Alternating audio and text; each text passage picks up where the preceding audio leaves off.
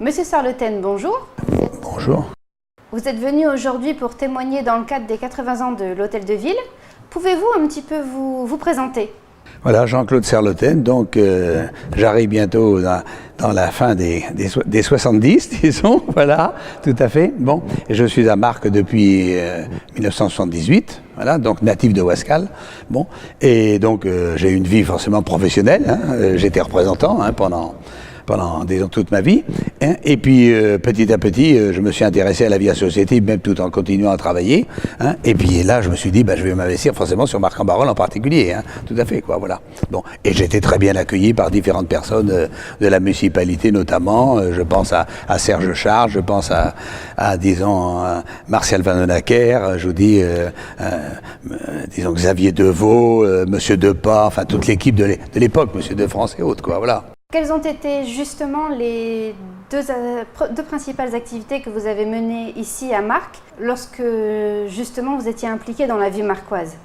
Disons que c'est celles qui ont perduré, si je puis dire, hein, puisque maintenant, on a stoppé le tourisme maintenant à Marcq-en-Barœul, mais pendant très longtemps, donc il est actif depuis dans les années 50, voilà.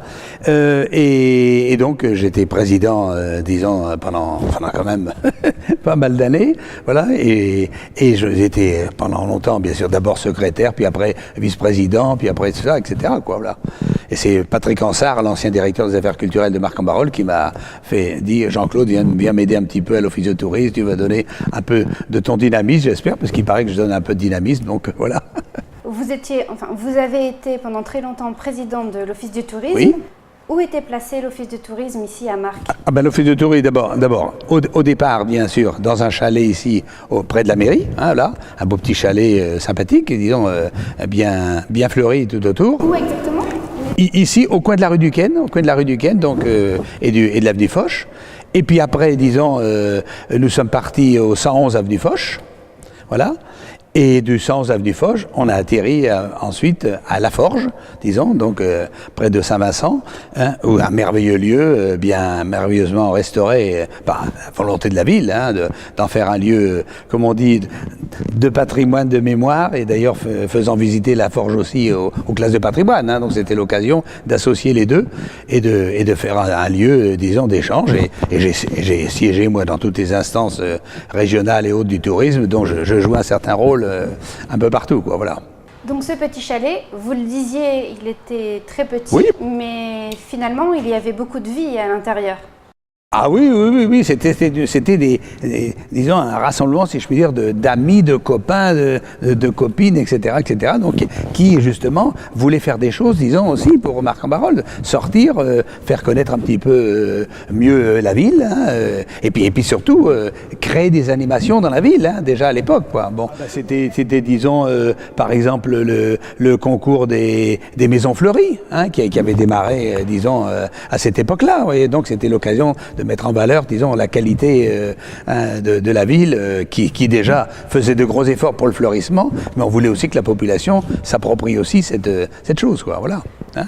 Vous avez donc bien connu ici la vie municipale, la vie de l'Hôtel de Ville. Ah oui, on était tellement proches, donc c'est logique, hein, voilà. Et il y a quelques événements qui vous ont marqué, notamment à la mort de Serge Charles. Pouvez-vous nous... Oui, qui a été un véritable, disons, comment on dit, si ce n'est pas une cassure, puisqu'il y a des équipes qui après ont continué, c'est vrai, mais il avait impulsé, disons, beaucoup de choses sur Marcq-en-Barœul, disons, et bien au-delà de Marcq-en-Barœul, d'ailleurs, sa renommée était vraiment très forte. Bon, et donc, pour moi, il y a eu l'époque avant Serge Charles et après Serge Charles, hein, si vous voulez, tout à fait, quoi. Est-ce qu'il y a d'autres événements marquants que vous avez pu vivre ici, à l'intérieur de l'Hôtel de Ville, ou devant l'Hôtel de Ville? Si, on a connu par exemple à un moment donné, parce moi j'ai débuté avec Bourg en Fête à participer à la crèche, hein, et organisée par Marie Martin, qui était une belle activité, mais là beaucoup plus familiale, hein, créée par Marie Martin, avec laquelle je m'entendais très très bien, et je m'entends toujours bien avec elle. Bon, mais tout à coup, c'est devenu, disons, un petit peu difficile de l'organiser autour de Saint-Martin. Saint-Vincent pour des questions un peu de sécurité.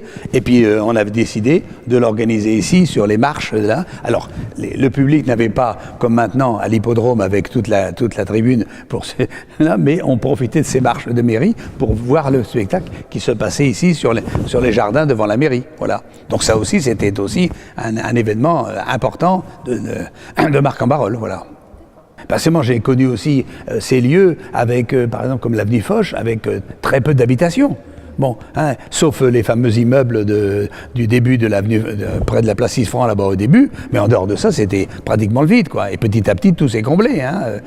On a connu les maraîchers, de la rue du Ken, on a connu tout ça, quoi. Voilà, tout à fait. Je vous remercie beaucoup. Je vous remercie beaucoup merci.